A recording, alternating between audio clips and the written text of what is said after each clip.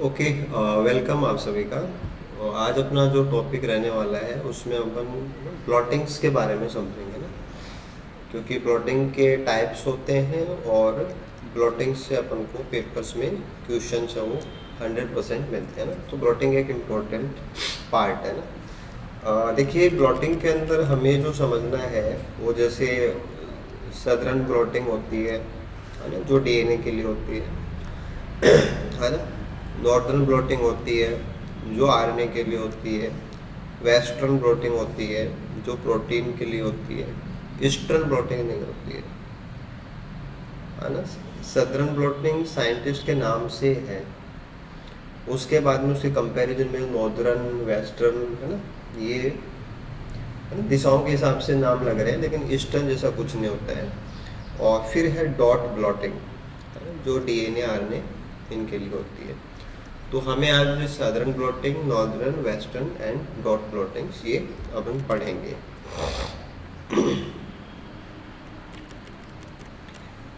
चलिए बेसिकली बात करते हैं कि blotting techniques are very widely use analytical tool, कि हम इससे एनालिसिस कर सकते हैं, यानी कि निष्कर्ष निकाल के बता सकते हैं, ठीक है, for the specific identification of desired DNA और आरएनए, है ना। और अपन प्रोटीन के लिए भी कर सकते हैं, है ना। Fragment from thousands of molecules. Blotting refers to the process of immobilisation. Immobilisation का मतलब होता है कि चीज़ों को स्थिर कर देना, कहीं पे रोक देना, बांध देना, है ना। मोबाइल जो होता है ना, उसका रिवर्स होता है immobilisation. Of sample nucleic acid, कि हमारे पास सैंपल में जो मॉलिक्यूल होता है उसको हम क्या करते हैं, इमोबिलाइज करते हैं। कहाँ करते हैं? On solid support. और वो जो सॉलिड सपोर्ट होता है वो क्या होता है? नाइट्रोसेलुलोज की मेम्ब्रेन होती है या नायलॉन की मेम्ब्रेन्स होती है। तो जो एपरेटस अपन डिज़ाइन करते हैं, जो इंस्ट्रूमेंट अपन काम में लेते हैं, जो प्रोसीजर होता है, उसमें हम नाइट्रोसेलुलोज के मेम्ब्रेन्स काम में लेते हैं, जिनके ऊपर नाइट्रोसेलुलोज क्या है? सॉलिड सपोर्ट सिस्टम है।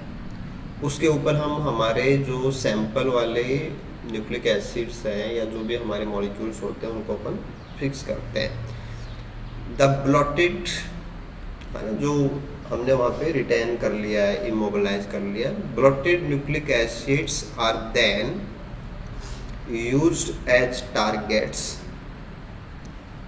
है ना। किस लिए? इन द हाइब्रिडाइजेशन, है ना। एक मॉलिक्यूल के साथ दूसरे मॉलिक्यूल के बेस पेयरिंग जो करवाते हैं उसको हाइब्रिडाइजेशन बोलते हैं, ठीक है ना, फॉर स्पेसिफिक डिटेक्शन। तो हमारे पास सैंपल्स होते हैं, उनको हम सपोर्ट के ऊपर ब्लॉट कराते हैं, बाद में हाइब्रिडाइजेशन होता है ना, और फिर उसको फाइंड आउट किया जाता है। तो ये तो हमारी ब्लॉटिंग टेक्निक्स की बात रही। देखो, सबसे पहले बात करते हैं कि द सदर्न ब्लॉटिंग, है ना, is named after the scientist E.D. Southern 1975। तो ये साइंटिस्ट के नाम से दिया हुआ है, हु डेवलप्ड इट। तो ये जैसे अपन को अपने क्वेश्चंस में ध्यान देना होता है कि हमें साइंटिस्ट के जो नेम है वो इन टेक्निक्स में पूछे जाते हैं ना। द अदर नेम जैसे कि नॉर्दर्न है, वेस्टर्न है, are laboratory jargons which are now accepted. तो वो केवल नाम दिए गए थे जो बाद में प्रचलित हो गए, साइंटिस्ट उसका कोई कनेक्शन नहीं है ना।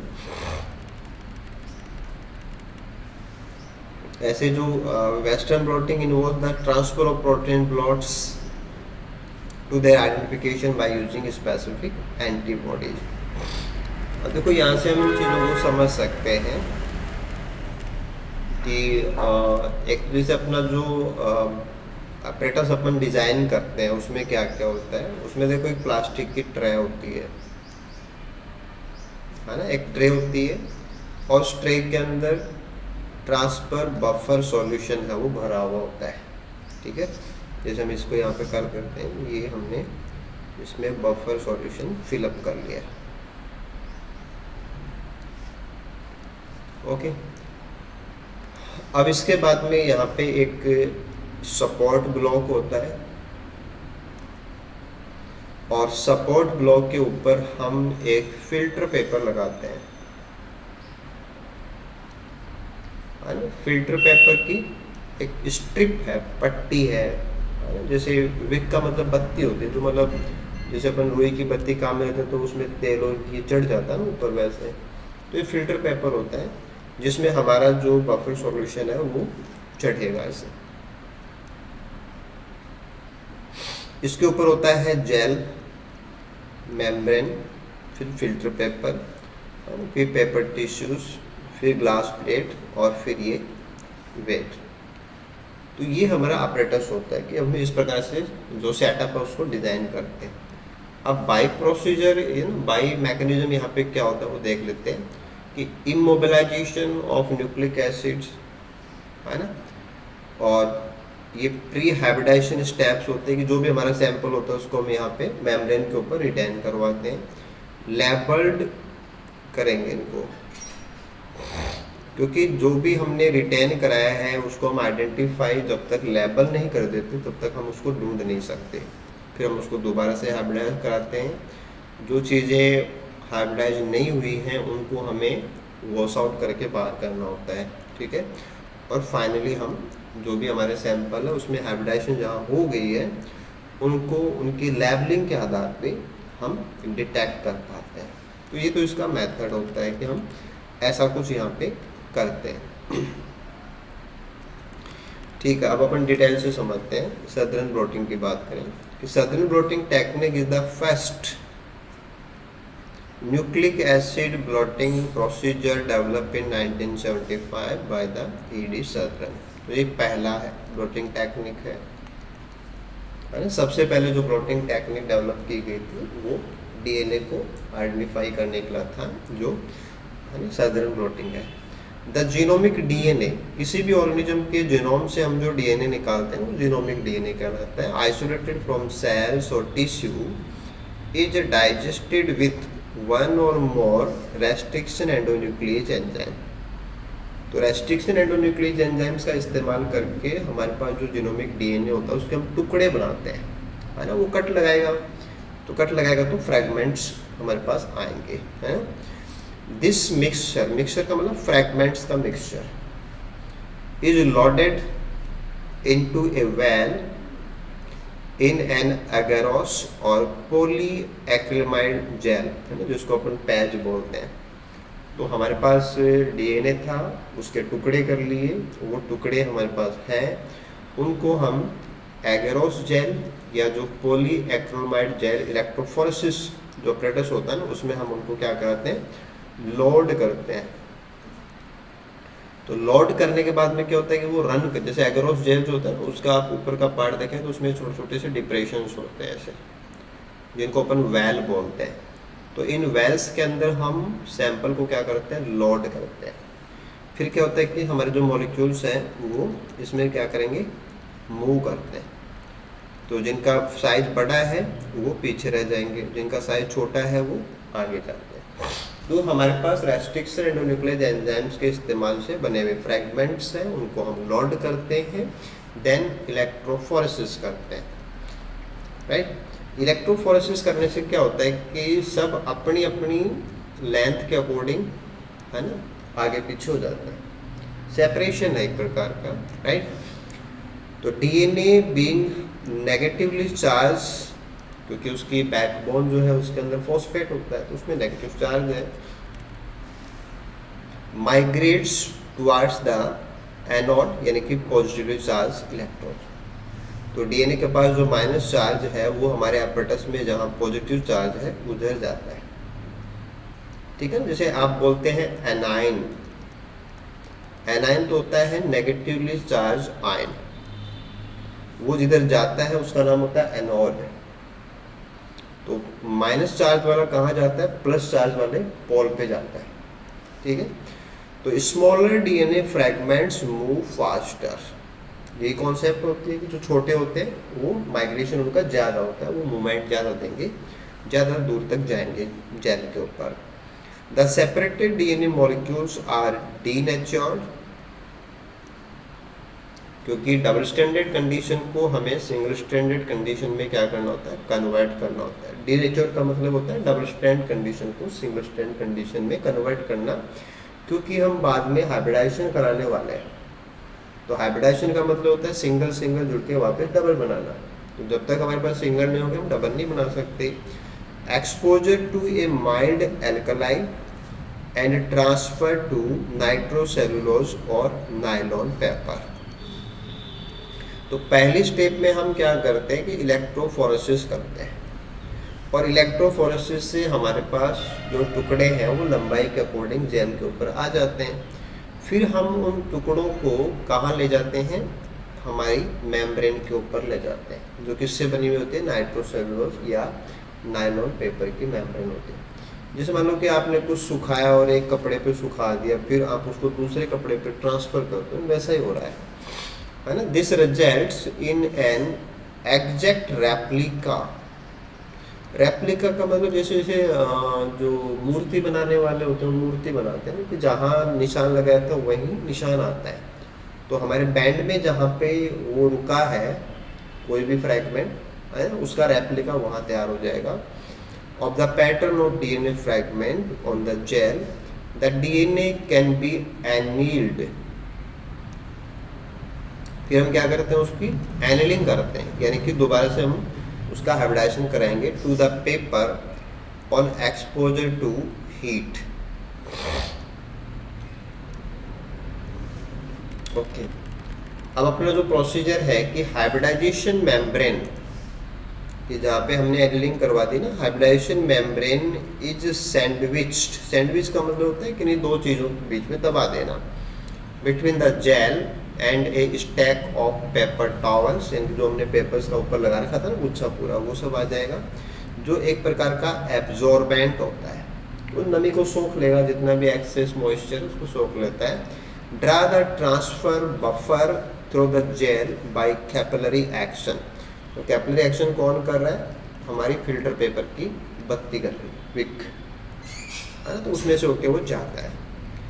The DNA molecules are carried out of the gel by the buffer flow, है ना, क्योंकि हमारी विक से बफर है वो ऊपर चढ़ेगा, उसमें से जो हमने नीचे जो हमारा बैंड लगाए थे जेल वाले, उनमें से वो कहाँ जाएगा, ऊपर मेम्ब्रेन पे जाएंगे।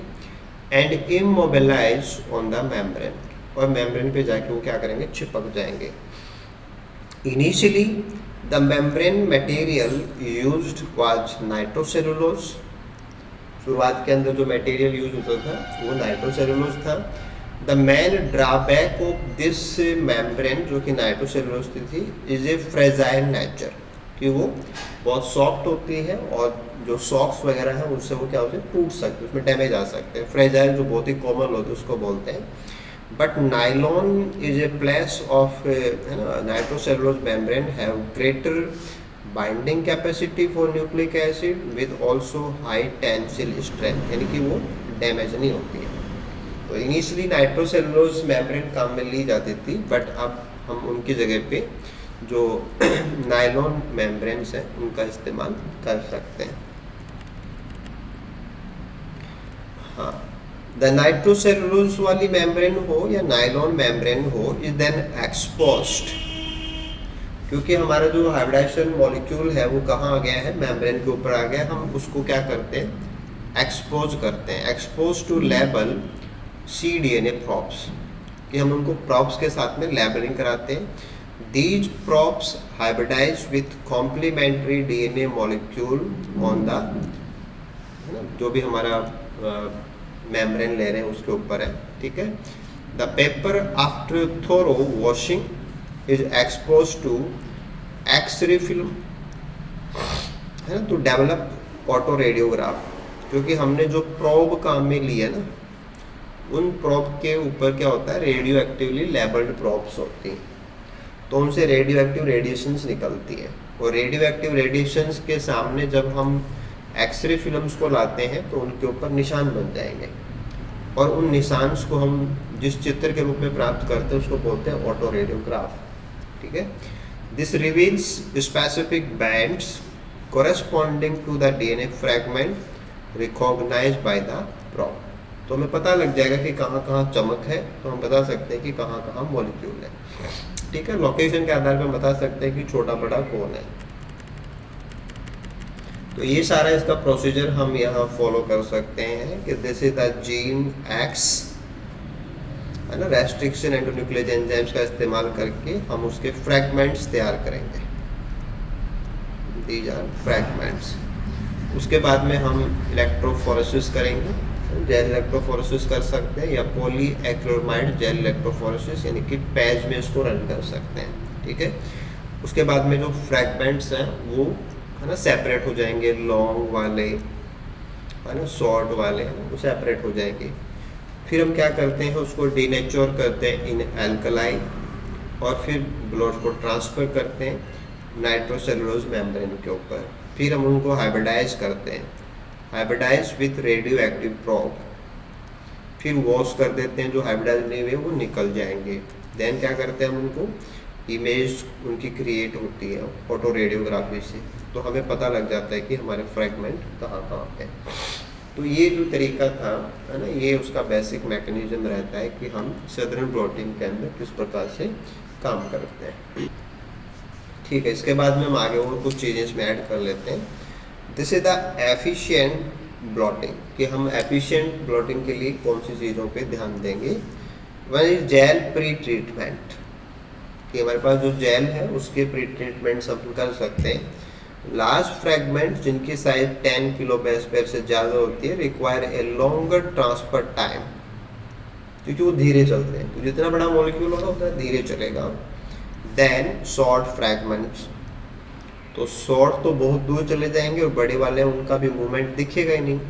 To allow uniform transfer of a wide range of DNA fragment sizes, the electrophoresed DNA is exposed to a short depurination treatment.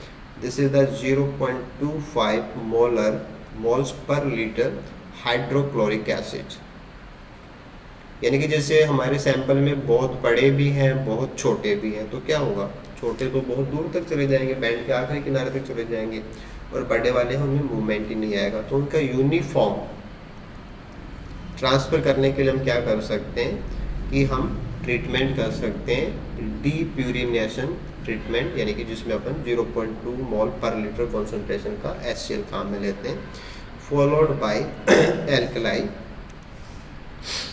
This shortens the DNA fragments by alkali hydrolysis at depurinated sites.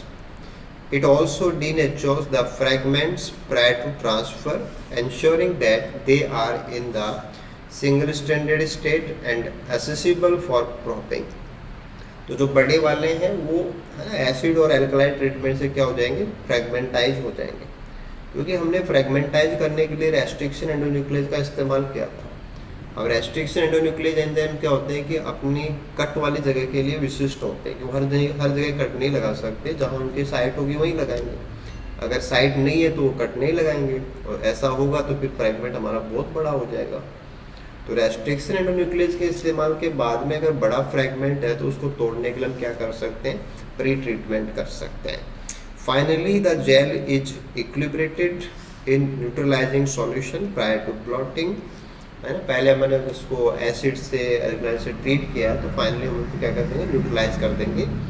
N alternative method uses positively charge nylon membrane which remove the need for extended gel pretreatment. या हम क्या कर सकते हैं, positively charge जो membranes हैं उनका इस्तेमाल कर सकते हैं। In this case, the DNA is transferred in native form, then alkali denatured in the situation of the membrane. तो हमारे पास दो ऑप्शन है कि हम 0.5, है ना, मोल पर लीटर कॉन्सेंट्रेशन से ट्रीटमेंट करवा सकते हैं डीप्यूरिनेशन के लिए, बाद में हम एल्कलाई ट्रीटमेंट करके फ्रैगमेंट बना सकते हैं, या हम वहाँ पे पॉजिटिवली चार्ज जो मेम्ब्रेन्स है उनका इस्तेमाल कर सकते हैं, है ना। बड़े फ्रैगमेंट्स हैं उनको मतलब छोटे फ्रैगमेंट्स के साथ में इक्विलिब्रेट करने के लिए दो ऑप्शन है। वो एक तो हमारा ये आ गया था, दूसरे को भी अपन यहाँ पे हाईलाइट कर लेते हैं, पॉजिटिवली चार्ज मेम्ब्रेन। ठीक है, हाँ, इसके बाद में था DNA फिक्सेशन और मेम्ब्रेन। डीएनए है। After transfer, the nucleic acid need to be fixed to the membrane, and a number of methods are available. Oven backing.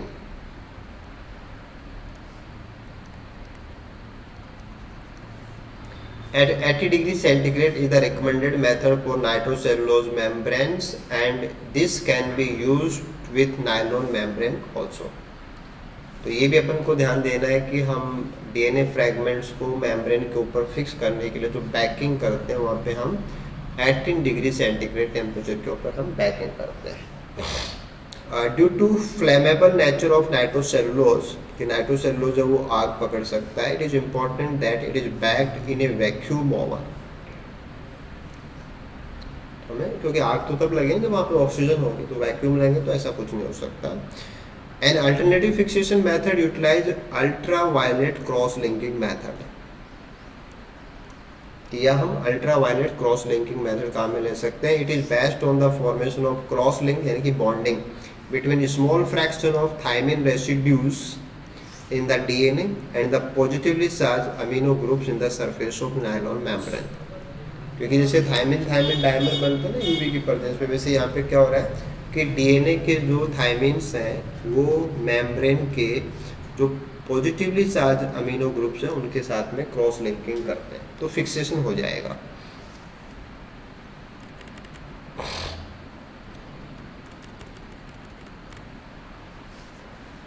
हाँ, इसके बाद में आता है हाइब्रिडाइजेशन एंड ऑटो रेडियोग्राफी। तो followed the fixation step, the membrane is placed in A solution of labelled RNA, single stranded DNA और oligonucleotide, है ना, जो कॉम्प्लीमेंट्री होते हैं हमारे सैंपल के अंदर जो डीएनए उसके, और वो है ना एज ए प्रोब काम में आते हैं to transfer band to be detected, तो यूज एज प्रोब। तो प्रोब के रूप में हम क्या क्या काम में ले सकते हैं, आरएनए काम में ले सकते हैं, सिंगल स्ट्रैंडेड डीएनए काम में ले सकते हैं, कोई ओलिगोन्यूक्लियोटाइड सीक्वेंस ले सकते हैं, लेकिन जो भी प्रोब होंगी वो कॉम्प्लीमेंट्री होने पे ही जुड़ेंगी। बेस पेयरिंग तभी होती है जब कॉम्प्लीमेंट्री वो हो। Conditions are chosen so that the labeled nucleic acid hybridize with DNA on the membrane. Since this labeled nucleic acid is used to detect and locate the complementary sequence, that's why they are called as probe. Conditions are chosen which maximize the rate of hybridization compatible with a low background of non-specific binding of the membrane. After the hybridization reaction has been carried out, the membrane is washed to remove unbound radioactivity, and regions of hybridization are detected autoradiographically by placing the membrane in contact with the X-ray film. A common approach is carry out the hybridization under conditions of relatively low stringency, which permit a high rate of hybridization, followed by a series of post-hybridization wash of increasing stringency. इसका मतलब क्या होता है कि higher temperature और more commonly lower आयनिक strength conditions अपन काम में लेते हैं। तो ये हमारा सारा वो जो हमने लिया था वही रह जाएगा। अब इसके एप्लीकेशंस हैं कि साउदर्न ब्लॉटिंग है वो क्या क्या काम आ सकती है। Southern blotting methodology can be extremely sensitive, क्योंकि हम यहाँ पे प्रोब का इस्तेमाल करते हैं और प्रोब अपने टारगेट साइट को लेके स्पेसिफिक होते हैं, they are highly sensitive. It can be applied to mapping restriction sites का पता लगा सकते हैं in a single copy gene sequence और इन ए कॉम्प्लेक्स जीनोम, जो कि हमारे टारगेट सीक्वेंसेस हो सकती है। It is an invaluable method in gene analysis, important to confirmation of DNA cloning में हम इनका इस्तेमाल कर सकते हैं। फॉरेंसिक जो अपराध विज्ञान होते हैं उसमें हम इनका इस्तेमाल कर सकते हैं। और अगर हम प्रोब की जगह पे एक मिनी सैटेलाइट इस्तेमाल करते हैं, तो मिनी सैटेलाइट क्या होते हैं कि रिपीटेड डीएनए सीक्वेंसेज होती है, रिपीटेड डीएनए सीक्वेंसेज। तो अगर हमारी कोई प्रोब ऐसी है जो रिपीटेड सीक्वेंसेस को आइडेंटिफाई करती है, तो हम क्या कर सकते हैं, use can be applied forensically to minute amount of DNA, क्योंकि जो मिनी सैटेलाइट, माइक्रो सैटेलाइट, ये बहुत छोटी छोटी रिपीट सीक्वेंसेज होती हैं। और जीनोम के अंदर रिपीटेडली है तो सैंपल में मिलेंगी ही मिलेंगी, तो डिटेक्शन कंफर्म भी हो जाता है।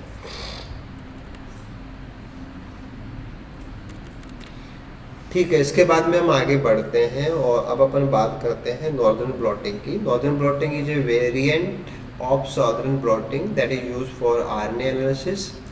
ठीक है, और this is the Alwine et al 1979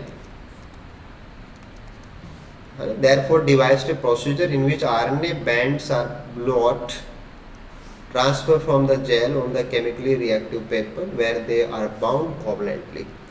The reactive paper is prepared by diazotization,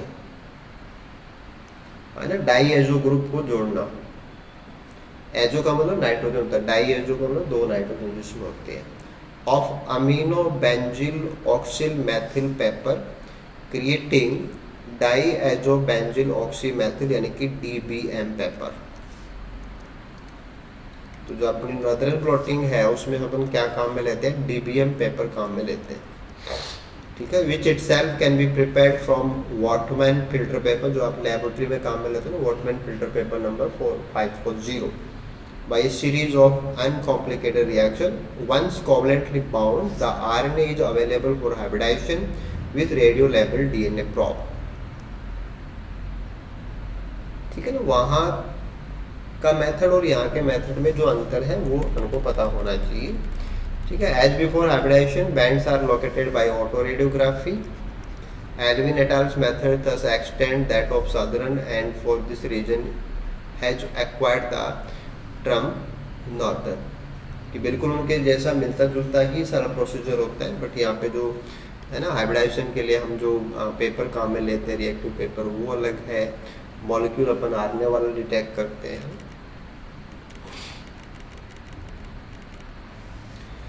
हाँ, subsequently it was found that RNA bands can indeed be blotted on the nitrocellulose membrane under appropriate condition, जो Thomas का work है।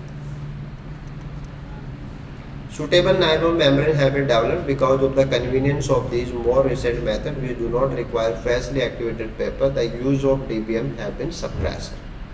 तो starting के अंदर DBM paper काम में लिया जाता था, लेकिन अब हम उसकी जगह पे नाइट्रोसेलुलोज मेम्ब्रेन से वो काम में ले सकते हैं।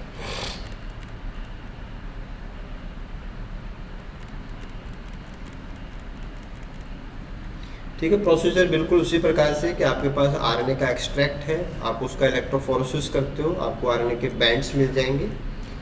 ठीक है, उसके बाद हम क्या करते हैं, उसकी ब्लॉटिंग करते हैं, हाइब्रिडाइजेशन करते हैं और रेडियोग्राफी करते हैं। डीएनए प्रोब से हम उसको डिटेक्ट कर लेते हैं कि हमारा जो मॉलिक्यूल है वो कहाँ पे है।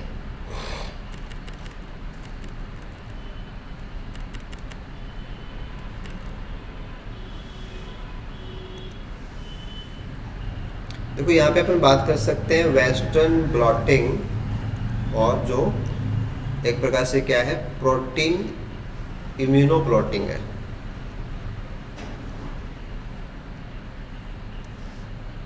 इम्यूनो का मतलब तो हो गया आपको इम्यूनो प्रोटीन्स काम में लेने पड़ेंगे, जैसे आपने एलाइजा रिया करा तो वो क्या है ना, इम्यूनो टेक्निक्स में आता है। तो Western blotting is used to transfer proteins from acrylamide gel to membrane. The term Western blotting was coined by Burnett 1981. आपके जो क्वेश्चंस में जो मोस्ट प्रोबेबली आता है ना, वो जो स्टार्टिंग का है उस तरह से रहता है। It involves the transfer of electrophorest protein bands from a polyacrylamide gel on the membrane of nitrocellulose or nylon to which they bind strongly. The bound protein are then available for analysis by variety of specific protein ligand interaction. Most commonly antibodies are used. That's why upon immunoblot बोल देंगे ना। Are used to detect specific antigen. Antigen का मतलब हमारे sample में जो protein है वो, ये तो क्या हो गया हमारे सैंपल प्रोटीन है जो हमने मेम्ब्रेन के ऊपर ट्रांसफर करा रखे हैं। लैक्टिन्स, लैक्टिन आपको बहुत अच्छे से पता होना चाहिए, लैक्टिन से क्वेश्चन आपको मिल सकता है। लैक्टिन ऐसी प्रोटीन्स होती हैं जो कार्बोहाइड्रेट स्पेसिफिक होते हैं, कार्बोहाइड्रेट स्पेसिफिक प्रोटीन्स। तो लैक्टिन प्रोटीन हर किसी से नहीं जुड़ती, लैक्टिन प्रोटीन केवल उसी से जुड़ेंगी जिस मॉलिक्यूल में कार्बोहाइड्रेट चेन होती है। तो हमारे जो ग्लाइकोप्रोटीन्स हैं, यानी कि ऐसे प्रोटीन जिनमें कार्बोहाइड्रेट होता है, उनको आइडेंटिफाई करने के लिए हम एंटीबॉडीज की जगह पे क्या काम में लेंगे, लैक्टिन्स काम में लेते हैं। लैक्टिन्स का इस्तेमाल करके हम उनका डिटेक्शन कर सकते हैं। In this case the probe में itself be labeled with radioactivity or some other tag that may be employed. Often, however, the probe is unlabeled and is itself detected in a sandwich reaction using a second molecule which is labeled. एक second antibody अपन काम में ले रहे हैं, that is labelled, for instance specific second antibody और a protein A of Staphylococcus aureus, है ना, ये बैक्टीरिया का नाम है, which bind to certain sub class of immunoglobin G antibodies. या हम काम में ले सकते हैं streptavidin, which bind to antibody probe that have been biotinted.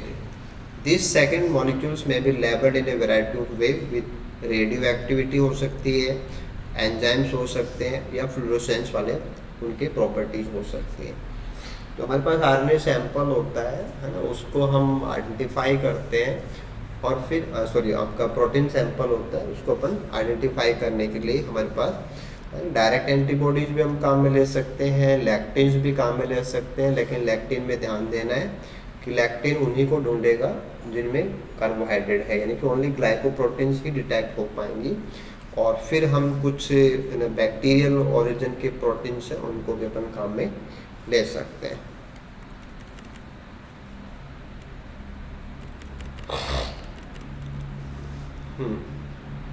हाँ देखो, इसको भी आप थोड़ा समझ लीजिए। जैसे हमने यहाँ पे है ना स्टार्टिंग, जैसे ये तो आपको हमेशा ध्यान देना होता है कि जब भी आप इलेक्ट्रोफोरेसिस करते हो तो डायरेक्शन ये होती है, ऊपर से नीचे की तरफ एरो होता है ना, आपको बताया जाए या ना बताया जाए यही होता है। ठीक है, यहाँ पे हमने जो जेल लिया है वो है पॉली एक्रिलामाइड जेल इलेक्ट्रोफोरेसिस, यानी कि PAGE। लेकिन हमने इसमें साथ में क्या जोड़ रखा है, SDS। SDS क्या होता है, आप इसको बताएगा SDS क्या होता है? देखो, SDS का मतलब होता है सोडियम डोडोसिल सल्फेट, है ना, सोडियम डोडोसिल सल्फेट। ये क्या करता है कि जो प्रोटीन होती है ना, उसको लीनराइज कर देता है।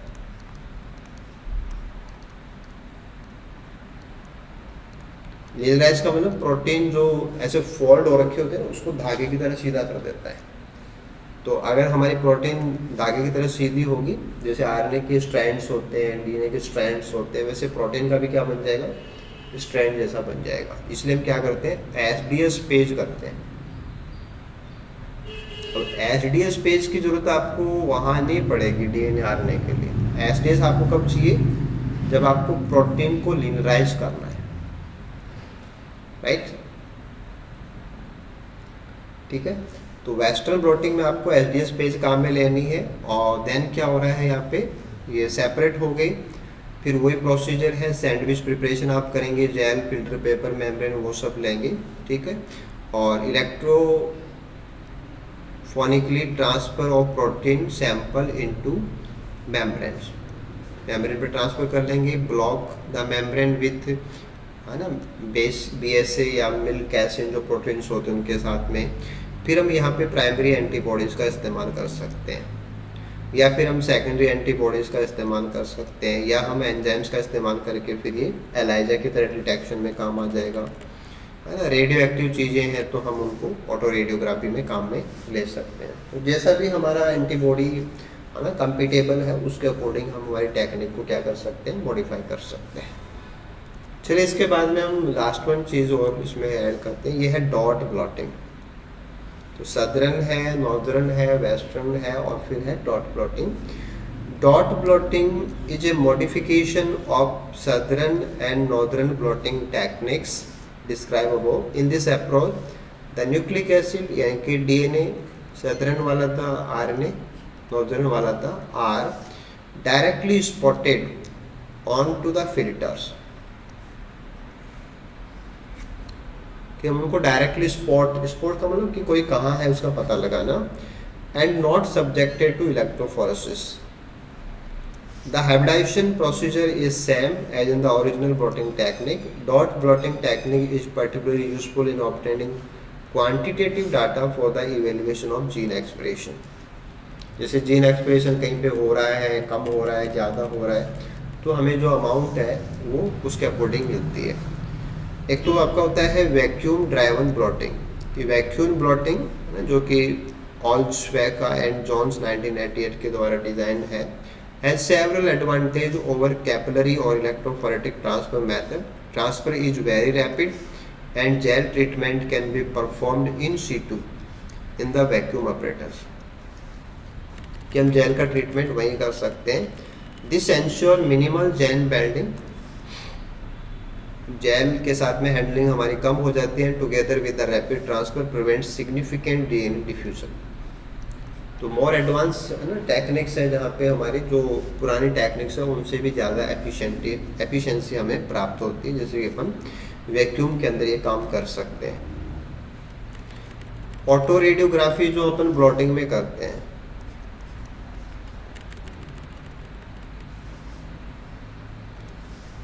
देखो localisation and recording of radiolabelled within a solid specimen is known as autoradiography. कि आपके पास कोई भी सॉलिड स्पेस, जैसे अपने मेम्ब्रेन वगैरह के ऊपर सारी चीज़ों को ले रखा है तो वो सॉलिड है, उसमें हमारे पास अगर कोई भी चीज़ ऐसी है जो रेडियो एक्टिविटी दे रही है तो उसका लोकलाइजेशन कि वो कहाँ पे है, यानी वो सिग्नल कहाँ से आ रहा है, और उसकी रिकॉर्डिंग जो है वो ऑटो रेडियोग्राफी कहलाती है. And involve the production of an image in A photographic emulsion. Photographic plate के ऊपर उसकी इमेज तैयार होती है. Such emulsions consist of silver halide crystals.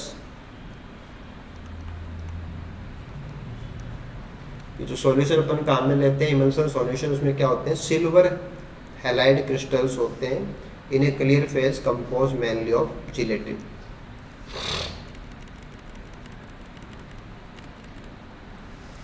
तो व्हेन ए बीटा पार्टिकल और gamma ray from the radionuclide passes through the emulsion, the silver ions are converted to silver atoms. This results in latent image being produced, which is converted to a visible image when the image is developed.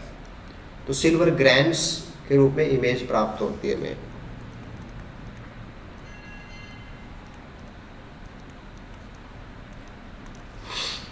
Development is a system of amplification in which the silver atoms cause the entire silver halide crystal to be reduced to metallic silver.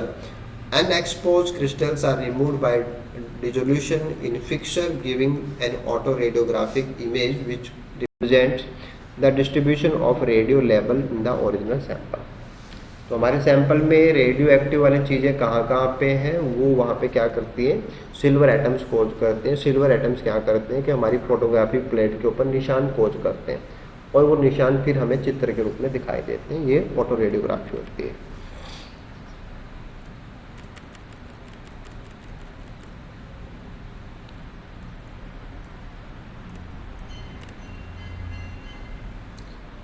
ठीक है, जैसे अपन बात करें कि direct जो auto radiography होती है, the sample is placed in intimate contact. Intimate का मतलब बहुत पास, बहुत नियर बाई, है ना, with the film and radioactive emission जो होते हैं ना, जो विकिरणें निकलती हैं, produce black areas on the develop autoradiograph. It is best suited to detection of weak to medium strength of beta emission nuclei, जैसे कि आपका ट्रीटियम है, C14 है, S35 है.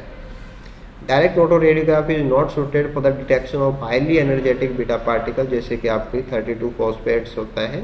For gamma rays emission from the isotope like iodine का जो isotope होता है 125, this emissions pass through the beyond the film. तो उनकी रेडिएशन एनर्जी हाई होती है, तो वहाँ पे with the majority of the energy being wasted बहुत फॉस्फेट वाला जो 32 आइसोटोप अपन लेते हैं और आयोडीन वाला जो 125 लेते हैं, उनके डिटेक्शन के लिए हमें इनडायरेक्ट ऑटो रेडियोग्राफी करनी होती है। तो ऑटो रेडियोग्राफी भी आपको पता होना चाहिए। वहाँ पे डायरेक्ट है वो अपन किन के लिए करते हैं, ट्रीटियम के लिए करते हैं, C14 के लिए करते हैं, S35 के लिए करते हैं। इनडायरेक्ट वाला वो हम कहाँ के लिए करते हैं, P32 के लिए करते हैं और आयोडीन 125 के लिए करते हैं।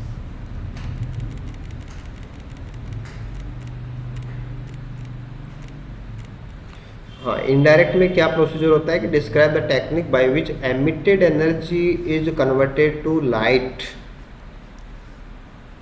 Bye means of scintillator. Operators का नाम है, जो मशीन का जो पार्ट होता है उसका नाम है। यूजिंग फ्लोरोग्राफी और इंटेंसिफाई, इंटेंसिफाई को तीव्रता को नापने वाला स्क्रीन्स। तो एक्चुअल में क्या होता है कि वहाँ पे जो रेडियो एक्टिव एमिशन हो रहा है उसको अपन लाइट में कन्वर्ट कर देते हैं और फिर हम उसको डिटेक्ट करते हैं। The fluorography, the sample is impregnated with a liquid scintillant. The radioactive emission transfer their energy to the molecule which then emit photons which expose the photographic emulsion. Fluorography is mostly used to improve the detection of weak beta emitters. Intensify screens are sheets of a solid inorganic skintlate which are placed behind the film. Any emulsion passing through the photographic emulsion are absorbed by the screen and converted to light. Effectively superimposed a photographic image upon the direct autoradiographic image. तो हम यहाँ पे एक स्क्रिंटर का इस्तेमाल करके light में convert करते हैं, फिर उसको अपन चेकआउट करते हैं।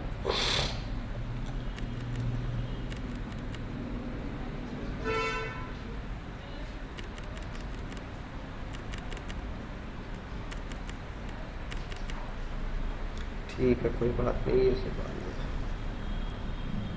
तो ऐसे अपना जो पार्ट था ना उसमें अपन ने ब्लॉटिंग वाला जो सेक्शन था ना उसको आज की क्लास में कवर कर लिया। साथ में जो ऑटो रेडियोग्राफी है उसके बारे में भी आपका जो कंटेंट है वो उसमें इंक्लूड हो गया। तो इनसे क्वेश्चन होते हैं, देखो इनसे ब्लॉटिंग से लगभग क्वेश्चन आता है। ऑटो रेडियोग्राफी से भी आ सकता है, ब्लॉटिंग से भी आ सकता है।